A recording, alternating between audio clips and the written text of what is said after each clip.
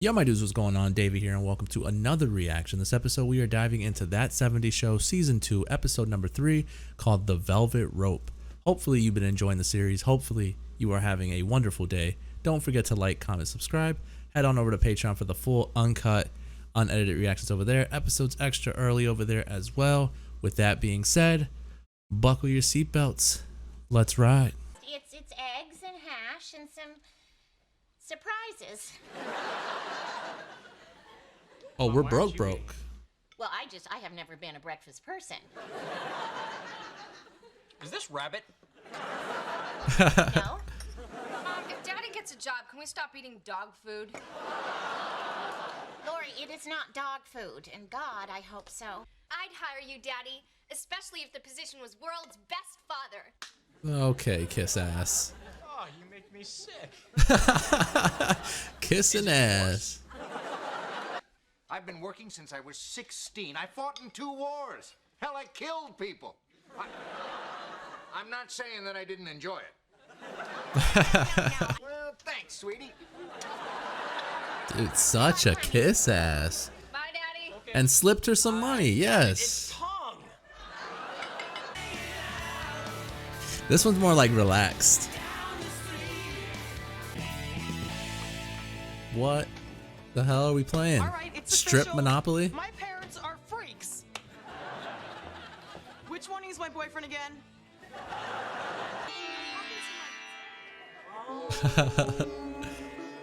Hey, at least they're bonding. We're also exploring tantric sex. So if you hear any strange noises coming from Mommy and Daddy's bedroom, Okay. Yo, Bob's kind of Bring me out on a jacked. daily basis. What a chip. I'm going to the club. No, Michael. You're coming over my house tonight, and we're gonna study. You might as well say it. I never get to do anything fun. God, you're dumb. Right, yo. We're so freaking stupid. All I can think to do is tell this guy I'm experienced, loyal, and hardworking. Damn it, that's all he had. Bitch. That's all he had. The man's so frustrated. Come on, Kelso.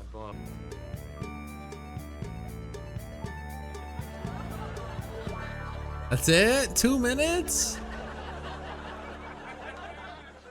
No. 2-minute little pumper. With this, I can flip them up. Absolutely not. Absolutely not. Hey. Hey. Dude, there's nobody spiffier than Eric Foreman, man. What are you staring at? You're really brick house. Thanks. You want to? Let me just stare at you for a second. Can we just? Yep. Okay, I'm good. Want him to hit us with one of these. Okay, let's blush. So bitching back in the day was like cool. Like that was the word they used for cool. Hey. Let the cool people in and keep the geeks out. Those poor stupid geeks. We're the geeks, man. Oh my God, we are geeks. Come on, Hyde's not a geek. Okay, that's it. You must let me in. Why? Because I feel the high rhythm of disco burning in my loins. All right, we're about to have a dance off. Watch. Oh, all right. Hey. Okay, Fez. Oh my God. Man, that's great. Oh, Michael, you're the my best God. doll I have ever had.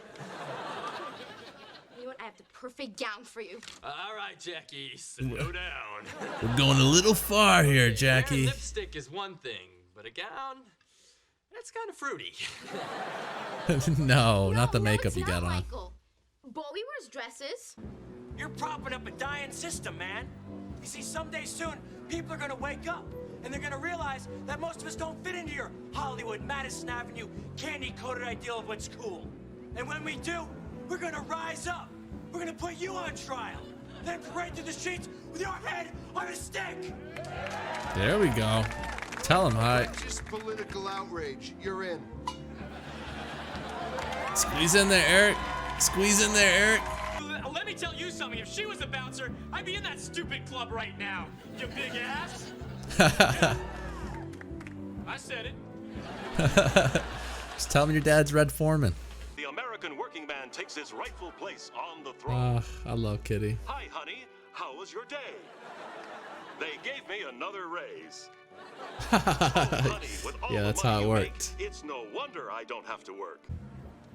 Okay, cream 2 sugars. You asshole, let him in, Well, you dude. just drink up, and I'll just, I don't know, head inside. Yeah.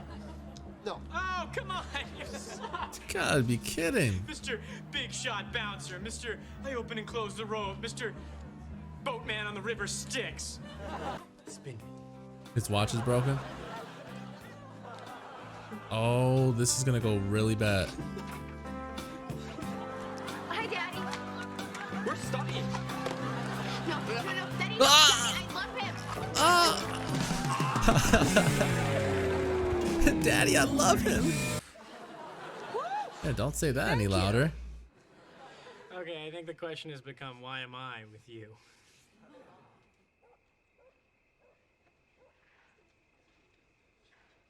Oh, right, okay.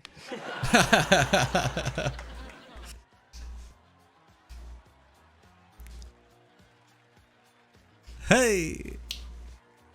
Hey. Hey. Hey. She told me it was waterproof. Oh my god. All right, man. Season 2, episode number 3 of That 70s Show. What a great episode, man. What an absolutely great episode. Easily a 9 for me. No ifs, ands, or buts. Really awesome. Really, really awesome episode. Basically, in this episode, we're still dealing with Red and, you know, him losing his job, his plant closing. And so obviously in the beginning scene, the kids aren't eating so well. And they're eating so bad that Kitty's chosen to not eat because of it, because it just looks so bad. She's just mixing up whatever she can find just to make them some sort of meal. It's really bad. They're in really bad shape.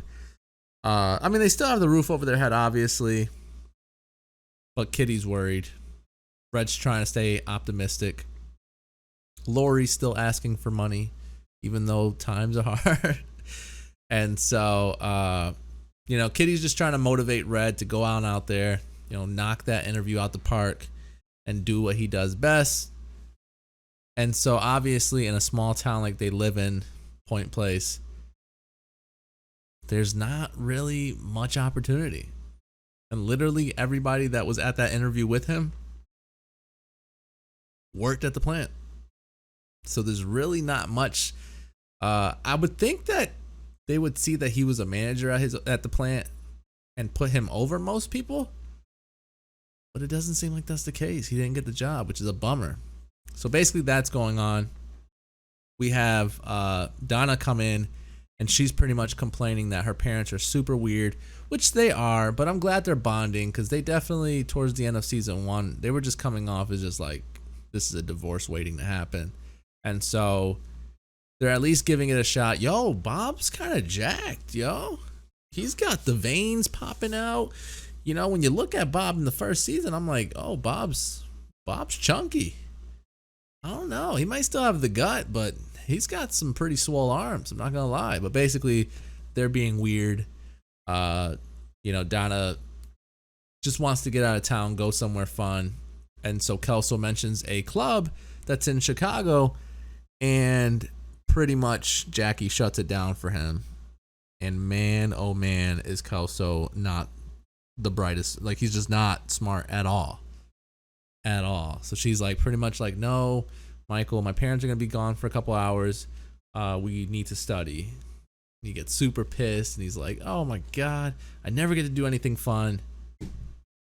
Dude, Kelso, man, I'm telling you, man, if you accept Kelso for the character that he is, then Kelso would be the funniest thing to some of you guys. You know what I'm saying? If you just accept that he is not bright at all, that he is just the dumb friend in the group, then by all means, Kelso's your guy. Kelso is your guy. And so basically, they stay back. They have a 2-minute session. Again, I think the name for that is Minuteman. So 2-minute session. They're done. I thought they were gonna join the group, but they didn't. They stood in and stood at Jackie's house, and so Jackie, looking through magazines, saw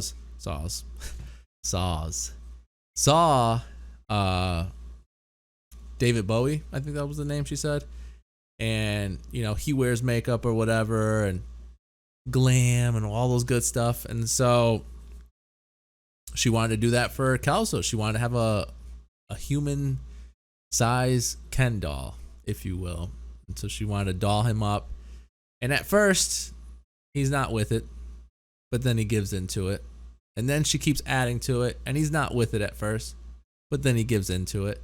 And then it gets to the dress part, and I'm just like, I mean, you've already gone so far, man. What's putting on a dress? You're already there, dude. You are already there. And so obviously, they're having a good time, dancing. Kelso's enjoying himself. Jackie's enjoying herself. And then I hear a car pull up. And I'm like, please tell me somebody else heard that car pull up.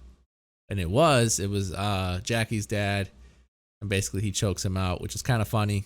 And then we get the big story, the big picture, which is Eric, Donna, Jackie, and Fez going to this club in Chicago, and pretty much Donna being the only one that can go in at first. The guys are really upset because they're being considered the geeks. They're not allowed in there, whatever. And so the entire time they're trying to get in, and then Fez is like, you know what? My heart's racing. I got the disco fever. Shows him a couple moves. The man's like, you know what? You're in. And so I'm like, man. And then I thought, Fez was going to be like, can my friends come in too? Nah, Fez is like, I'm out of here. So he goes, and then Hyde has his little political debate with the man. The bouncer did enough, says, you know what? Take your ass on in too. And then Eric tries to get in the entire night, and he's just not having it. Eric went as far as grabbing that man coffee and putting 2 sugars in there for him. And still it wasn't enough until he could relate to a story about the guy, the bouncer, and him not being chosen as the goose in Duck, Duck, Goose. And then he finally got in. And then once he got in, pretty much the party was over, it seemed like, and then they were done with. But basically, the big story that came from it is that Eric doesn't realize why Donna feels for him. Why does Donna want to be with him?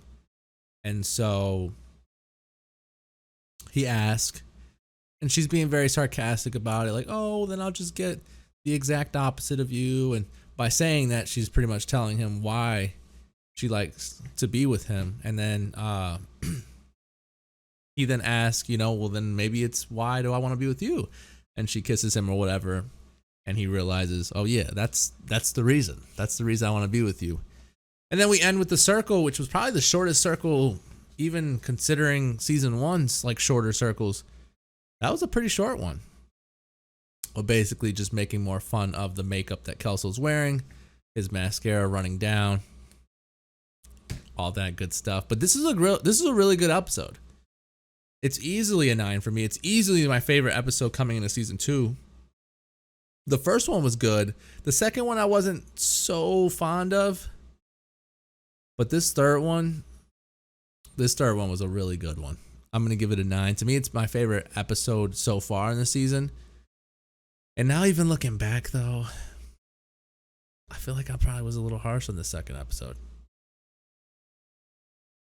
Man, it's sometimes, man, you guys, I don't know if you guys ever, if there anyone that watches us, reviews or reacts for shows on your own time or whatever the case may be.